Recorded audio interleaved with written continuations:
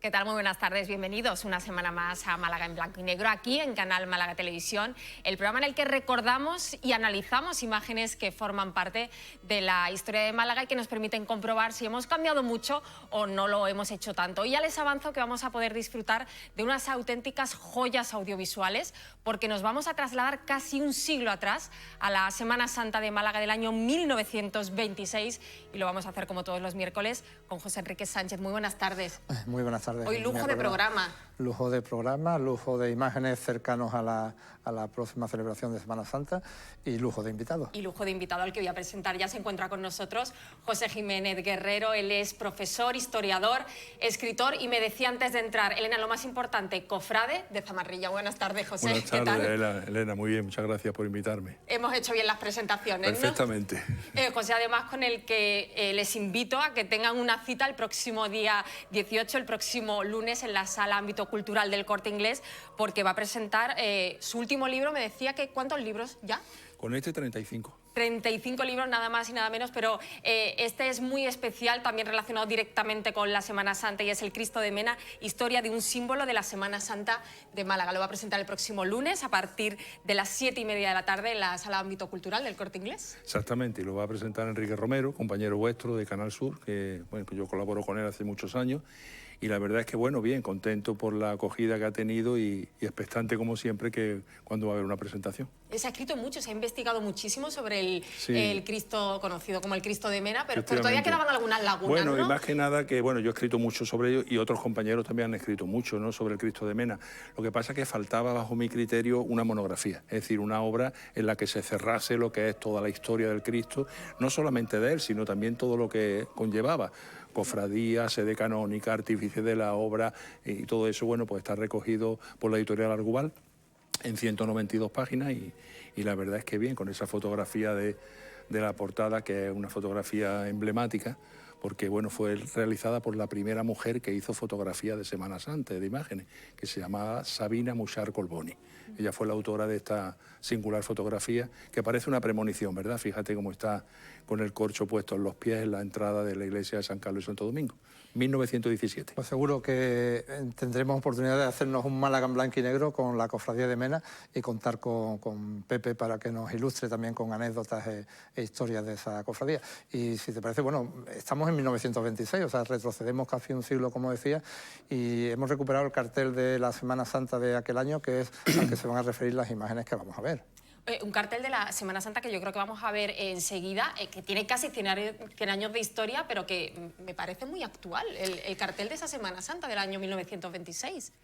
Bueno, los carteles surgen a partir de 1921 y se hallan íntimamente relacionados con la fundación de la agrupación de cofradías, que fue ese año, ¿no? Y fue un medio, bueno, pues de divulgar más que en Málaga, fuera de nuestra frontera, lo que significaba la Semana Santa en esa época, ¿no? Es un cartel que, bueno, lo hemos investigado y se distribuía por América, por Francia, Inglaterra, una serie de países de Europa. Sí, era muy buscado. Pues, José, si le parece, sí, discúlpeme, vamos a dar paso al vídeo y vamos comentando el cartel, que lo van a ver enseguida.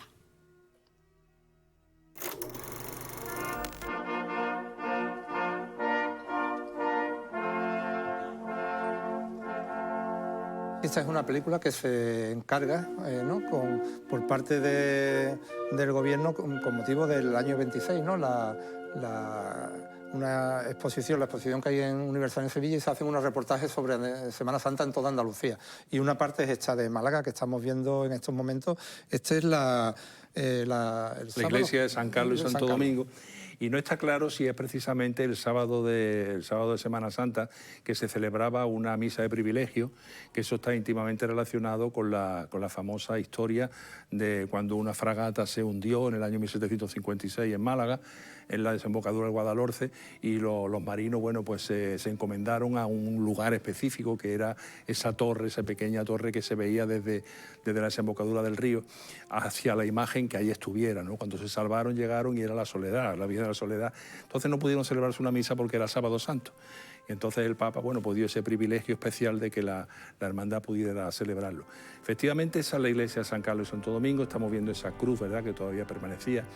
Y que, bueno, pues era un lugar en el que, si nos fijamos, las mujeres van todas rigurosamente de mantilla negra y fijaros cómo los hombres, bueno, pues hacían una especie de pasillo para, de alguna manera, bueno, pues estar ahí cuando ellas pasaran, ¿no? Claro, porque aquí no estamos viendo un cortejo procesional, esto no, es la salida de una misa, de un acto probablemente religioso. En Sábado Santo, y es verdad, es curioso como en momentos se ven agrupados mujeres que salen vestidas de mantilla y detrás salen hombres que imaginamos son pues sus parejas, sus maridos. Claro, porque el papel que tenía en la cofradía no era como actualmente, ¿no? Y ahí se denota que sí, que participaban en esa... Y ahí tenemos algo muy importante. Ese señor que aparece a la izquierda con la pajarita, ese es Francisco Palma García, el famoso escultor, y a su izquierda está Antonio Baena, presidente de la agrupación. Francisco Palma, uno de los grandísimos escultores y personajes emblemáticos en la historia de la Semana Santa y de Málaga, ¿no? De su gubia, bueno, pues salieron entre otras la famosa Piedad, ¿no? El grupo escultórico La Piedad, y que este hombre, bueno, pues luego tuvo una repercusión muy importante en la Semana Santa, él y su hijo Francisco Palma Burgos, que fue autor de una trilogía de crucificados importantísimo, como fue el del Cristo de los Milagros, el del Cristo de Menes, del Cristo de la Buena Muerte y Ánima, y también el del Cristo de la Sangre. Aparte también hizo el Cristo de la Humillación y la Piedad. Antonio Baena, que fue el primer presidente. El primer presidente de la agrupación de cofradías. Creo que hay otro vídeo luego que podremos hablar más de él. Tuvo una importancia capital porque él fue uno de los grandes promotores de la evolución que tuvo la Semana Santa de Málaga, que actualmente disfrutamos. Agrupación de cofradías que celebró hace unos años su centenario. 21 de enero de 1921. En el 1921, estamos viendo imágenes del 1926. ¿Cuántas cofradías había agrupadas en ese momento? En ese momento 22 cofradías eran las primeras que había, y no todas, pero las demás se fueron, digamos así, agrupando inmediatamente. A los pocos días ellos lo fundaron en la sacristía de la iglesia de la Merced, que como sabemos fue destruida prácticamente en el año 1931, entre el 12 de mayo de ese año, y luego quedó en un estado pues de ruina, y allá en los años 60, pues por decisión del obispado se derribó, y porque se argumentaba que la cuestión, digamos así, devocional estaba totalmente controlada con la iglesia cercana, que eran San Lázaro por un lado y Santiago por otro. Pero bueno, eso fue una decisión que se tomó, que no se reconstruyó cuando sí se reconstruyeron otras iglesias que tenían menos valor que tenía la iglesia de la Merced. Y ahí se fundó la agrupación de cofradías, como digo, en su sacristía, y fue una entidad pues que agrupó unas cofradías con una idea muy clara, la de potenciar la Semana Santa y darle un aspecto distinto al que tenía. Un aspecto que siempre se calibraba en una frase: suntuosas procesiones. Esa frase se repite en los años 20 sin parar, porque de alguna manera venía a significar lo que ellos querían transmitir de la Semana Santa y potenciar el aspecto turístico, que era al fin y al cabo el que de alguna manera pues iba a sostener la evolución de la Semana Santa. Claro, porque en folletos o en publicaciones de esa época se habla de Málaga como la perla del Mediterráneo. O sea, ya hay, digamos, hay un siglo.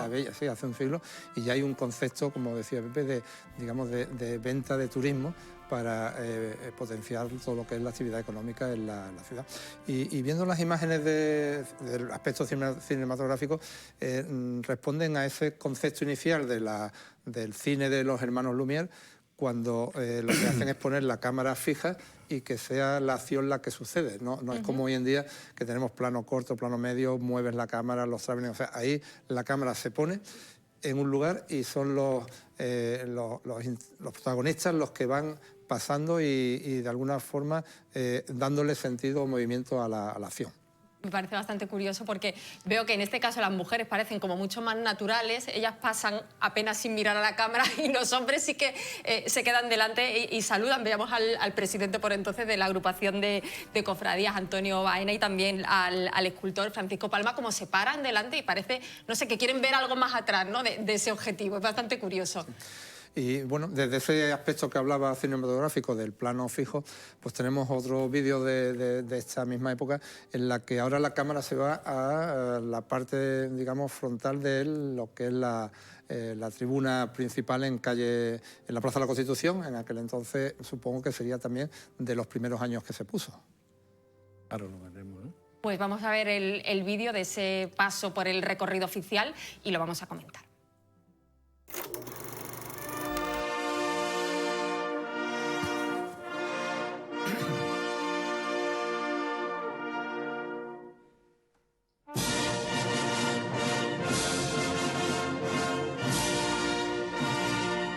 Vamos a ver en concreto, José Enrique, imágenes del resucitado, el colofón de la Semana Santa. Sí. Bueno, había que decir que la evolución que sufre la Semana Santa, o que surge la Semana Santa en los años 20, se denota también con la presencia de la procesión de lo que es el fin de la Semana Santa, que es el resucitado. Antes no había.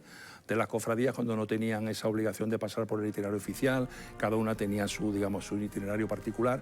Cuando todo se regula desde la propia agrupación, una de las premisas previas fue establecer pasión, muerte y resurrección, que es el fin de las procesiones. Por eso la procesión del resucitado que estamos viendo ahí, bueno, pues aparte de la estética propia de la época, pues se constata la presencia de todas las cofradías agrupadas. Es una especie de obligación que llegaran todas con sus estandartes, sus guiones y algunos elementos simbólicos o patrimoniales de las distintas cofradías que acompañaban al resucitado en su paso por la tribuna. La tribuna, ¿qué es? Bueno, pues la tribuna se situaba en la Plaza de la Constitución, entonces el itinerario oficial era más corto. Es verdad que prácticamente todas pasaban por la Alameda, pero la obligación se establecía fundamentalmente de Calle Lario, lo que es la Plaza de la Constitución actual, y Calle Granada. Ahí se colocaban unas sillas y en la zona central una tribuna donde las cofradías pedían la venia, es decir, pedían el paso. Curiosamente en Málaga se pedía al final del recorrido. O sea, pedía, cuando ya había terminado. Ahora con el nuevo recorrido del año 19 está en lo lógico. Piden paso para pasar, digámoslo así, valga la redundancia. Y entonces las distintas cofradías podemos ver, bueno, pues los distintos guiones, ¿no? Que en Málaga, bueno, lo saben todos los cofrades, pero las personas que no sean cofrades, pues había que decirle que esos guiones tienen una forma específica, que por eso se llama en Málaga el bacalao, en el argot cofrade, ¿no? Por la forma que tiene. Ahí los vemos con los diferentes estandartes, la presencia de niños, ni una sola mujer, todavía en esa época. Y sin embargo la mujer, por ejemplo, sí aparece, como hemos hablado anteriormente, en los carteles.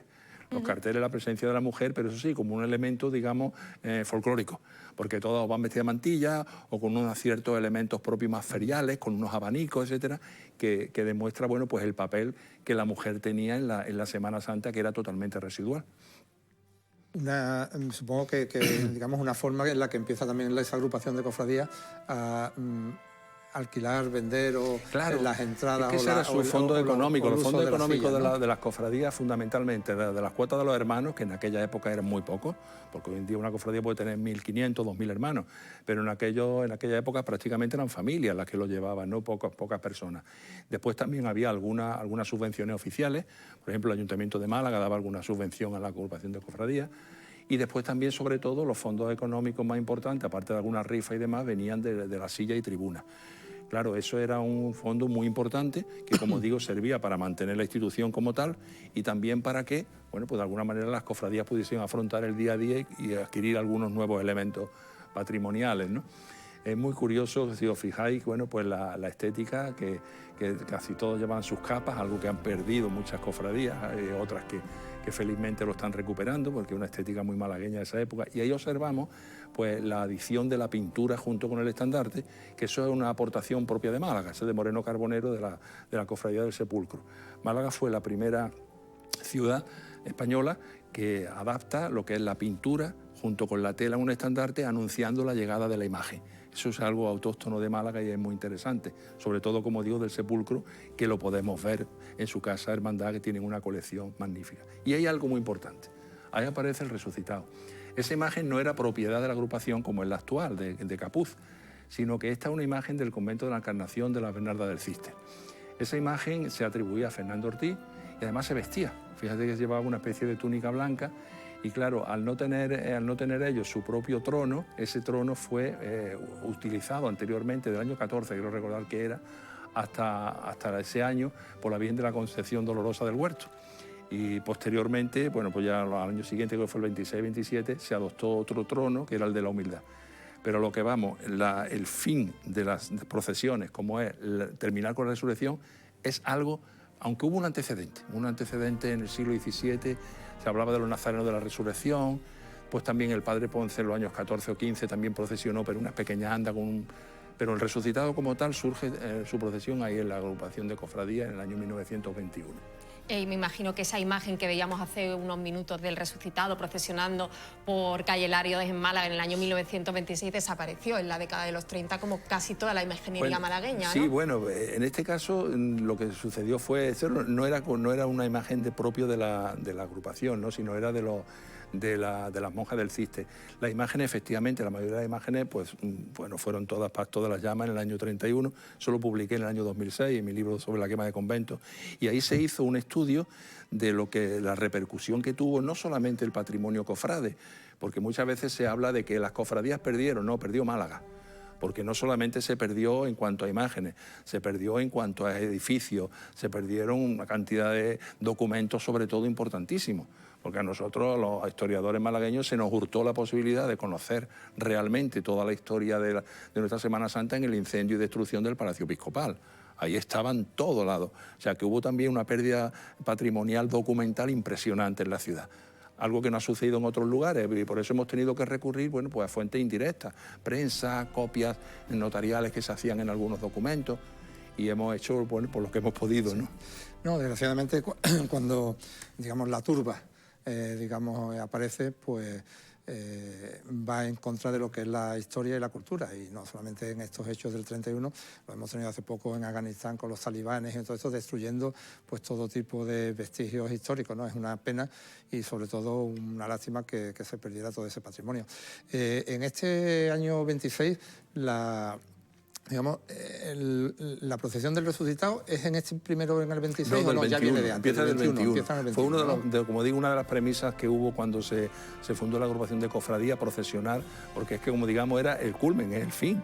Pasión y muerte, ¿se queda ahí? No, hay que Jesucristo resucita, y eso también había que plasmarlo en la calle, y por eso, al no tener esa imagen, como digo, propia, como es actualmente, con el resucitado de Capuz y también posteriormente la Virgen de Reina de los Cielos, pues se hace o se toma, digamos, entre comillas, prestada esa imagen que es una imagen muy bella. También hay unas imágenes muy bonitas que están publicadas, que también se procesionó en el año 35, después del 31 hubo 4 años que no hubo procesiones, pero en el año 35 sí salió también el resucitado. Es decir, siempre ha habido ya, cuando salía una procesión de Semana Santa, la premisa de que había que terminar con el resucitado.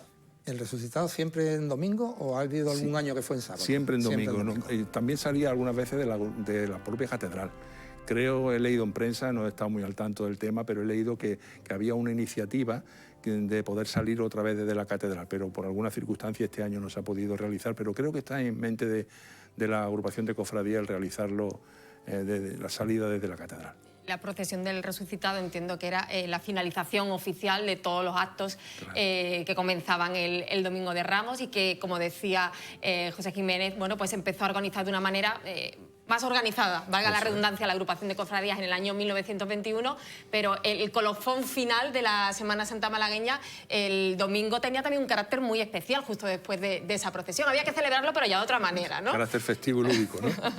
Sí, efectivamente. Bueno, pues era una costumbre también de la época, pues celebrarlo como alrededor de una mesa, ¿no? Los almuerzos típicos de la época, que había que decir que la mayoría de ellos, en este caso, pues eran sufragados por el propio presidente de la agrupación.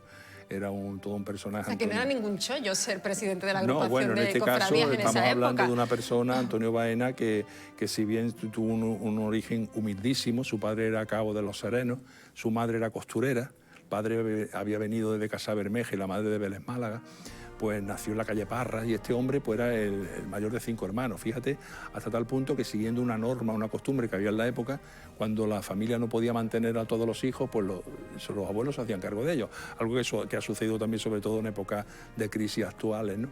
Y entonces, bueno, él se fue un par de años con su abuelo, y luego desde los 11 años empezó como albañil, empezó a trabajar, y era una persona con una clarividencia, con una formación que llegó, bueno, por sus propios méritos llegó a ser.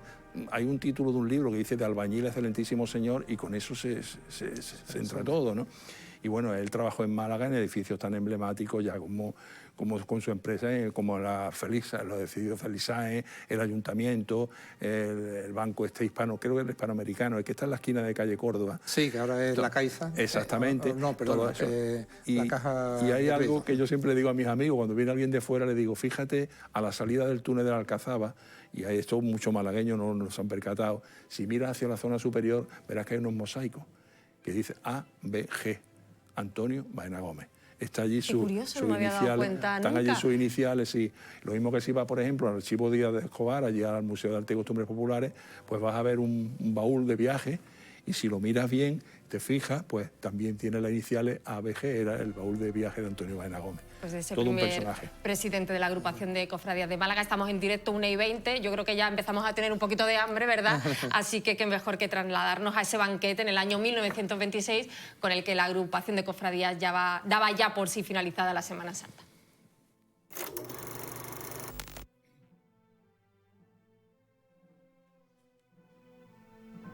¿Dónde se celebraba, sabemos, dónde se celebraba ese banquete? Sí, sí.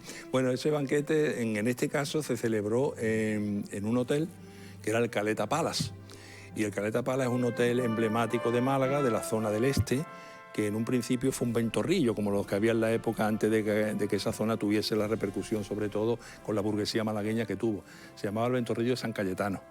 Y luego ya a finales de los años 90, 1895 creo que fue, ya se adaptó, cambió su nombre como Hotel de Hernán Cortés. Y fue a partir del año 25, 26 precisamente, cuando se iba a denominar con el nombre que fue más conocido, fue el Hotel Caleta Palace. Y para que nuestros televidentes se sitúen, desde el año 1942 fue el Sanatorio 18 de Julio y desde el 2007 la sede de la subdelegación del Gobierno, ¿no? Bueno, pues ahí podemos ver la distribución de esas mesas en ese espacio exterior, la estética propia de la época y la zona presidencial, pues lógicamente don Antonio Baena, como el mecenas, digamos, y además, pues bueno, pues la Junta de Gobierno de la agrupación de cofradías, que siempre la acompañaba. Él estuvo hasta el año 35 estuvo de presidente, y luego ya dejó el cargo. Y desgraciadamente pues fue una de las víctimas de la Guerra Civil, porque él fue fusilado el 22 de agosto de 1936 en las tapias del cementerio de San Rafael y sus restos mortales, bueno, pues fueron enterrados en una fosa común. Después fueron extraídos porque fueron localizados y fácilmente identificados, y actualmente están pues en la capilla del Cristo de la Victoria, que es la primera capilla de la nave del Evangelio de la Catedral. Allí está enterrado junto con otras personas que murieron asesinados en ese momento. Y ahí tenemos, bueno, pues la familia. Él estaba casado, pero no tuvo hijos. Sin embargo, siempre una de sus sobrinas, pues la que siempre aparece en la fotografía, porque era, bueno, pues algo así como la hija que nunca tuvo, ¿no? Me ha parecido contar en esa imagen que había tres mujeres, lo que evidencia que lo que decía familia. hace unos minutos, que la presencia de la mujer en la Semana Santa era prácticamente testimonial. Claro, y ahí está en la fotografía, y vemos ya a don Antonio Baena, y los demás son, pues bueno, miembros cofrades, todos de la época, que bueno, actualmente hay un compañero, Andrés Camino, que está haciendo un trabajo muy importante, muy interesante, sobre las biografías de los principales cofrades de la época, ¿no? Sí. Es un documento histórico que recuperó la Junta de Andalucía hace unos años, está en la Filmoteca Andalucía, y que bueno, nos traslada a una época con una estética parecida, porque ¿no? Hablábamos antes, que son las procesiones, siguen manteniendo una estética similar. Tú hablabas antes de la capa que llevan los nazarenos, que se perdió, ¿no? Pero claro, de alguna manera mantienen, ¿no?, una estructura. Sí, nos enseñan algunas de las características que tenían en la época, porque, por ejemplo, siempre en Málaga los tronos siempre se han llevado a hombros. Eso es algo que vemos en estas imágenes, ¿no? Porque, bueno, ¿cómo lo hemos podido reconstruir como era? Pues por las constituciones. Las propias constituciones te hablan de la cantidad incluso de los hermanos que tenían que llevar las andas. Y claro, cuando siempre se dice que en Málaga siempre ha habido tronos enormes, uno dice, mire usted, no. O eran demasiado fuertes, porque la Constitución te dice que lo llevarían 16 hermanos. Entonces estamos hablando de unas pequeñas andas, o el mismo lugar donde se entronizaba la imagen, se le colocaban unos largueros de madera, y eso es lo que servía de trono, de ahí viene la palabra trono, de la imagen entronizada, ¿no? Y bueno, eso nos delata, por ejemplo, esa circunstancia. También nos delata, bueno, pues hemos podido recuperar, aparte de la fotografía, en movimiento algunas imágenes, el tipo de, digamos así, de paso que se le daba a las imágenes, y sobre todo algo muy importante también, y es que en esta época, pues bueno, algunas personas son muy maximalistas en cuanto al uso del vocabulario cofrade. Yo soy más lazo en ese sentido, lo tengo que reconocer, porque cuando se habla, no, en Málaga siempre han sido tronos, mire usted, no. En Málaga ha habido épocas que se han llamado pasos, que actualmente todos llamamos tronos, yo soy el primer defensor de eso, sí, pero históricamente ha habido otras épocas en las que la documentación, o sea que eso no es que lo diga yo, eso lo dicen los documentos, incluso la prensa, en programas y tal, siempre se ha hablado también del paso de la Virgen de tal, ¿no? Esos son datos curiosos que se pueden... ¿Cuándo comienzan a hacerse estos tronos más grandes? ¿Después de la Guerra Civil? Fue precisamente en la década de los años 20. Y precisamente Antonio Baena tuvo mucho que ver también con eso, porque bueno, ya en la década de los años 10, en la década de los 10 al 20 ya empezaron algunos, pero sobre todo en la década de los 20, y hay una figura fundamental que es Vicente, ¿verdad? El granadino, Luis de Vicente, que fue una persona que talló esos grandes tronos que han quedado como prototipo. Estamos hablando del trono suyo, de su cofradía, no lo hemos dicho, era de la sangre, del Cofradía de la Sangre, del trono de la Virgen de Consolación, del trono de la Virgen de la Amargura, Zamarrilla, de la Esperanza. O sea, esos grandes volúmenes, esos grandes tronos surgen sobre todo más en esa época. Y claro, las demás cofradías tratan de imitarlo. Pues da gusto escuchar a José Jiménez. Una Hablo se quedaría... demasiado. No, hable lo que usted quiera, porque de verdad es un auténtico placer escuchar. Es una fuente de sabiduría, pero es que nos estamos quedando sin tiempo.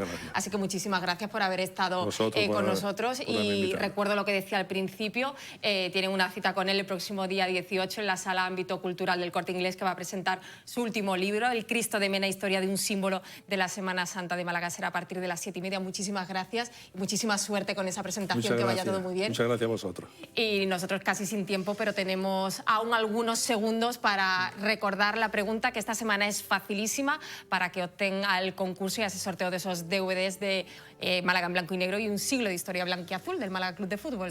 La pregunta facilita como siempre, que los espectadores nos respondan a el nombre de quién fue el primer presidente de la agrupación de cofradías de Málaga. Lo hemos nombrado y lo hemos visto en innumerables ocasiones a lo largo del programa, así que ya tienen el número de teléfono en pantalla, el 608-065-028. Como todas las semanas, les invitamos a que participen y la semana que viene seguimos con temática cofrade, ya casi a las puertas del Domingo de Ramos. José Enrique. Pues sí. No podía ser de otra manera. No podía ser de otra manera y bueno, vamos a traer otras imágenes históricas de 1927-1930, prácticamente justo antes de la quema de imágenes a la que se refería antes nuestro invitado. Pues muchísimas gracias, José Enrique. Nos vemos el miércoles. Muy bien, hasta la semana que viene. Pues ya saben, dentro de justo una semana tienen una cita en directo con nosotros, como todos los miércoles, a partir de la 1 de la tarde, aquí en Málaga en blanco y negro, en Canal Málaga Televisión. Muchas gracias por su atención, como siempre. Nos vemos el miércoles.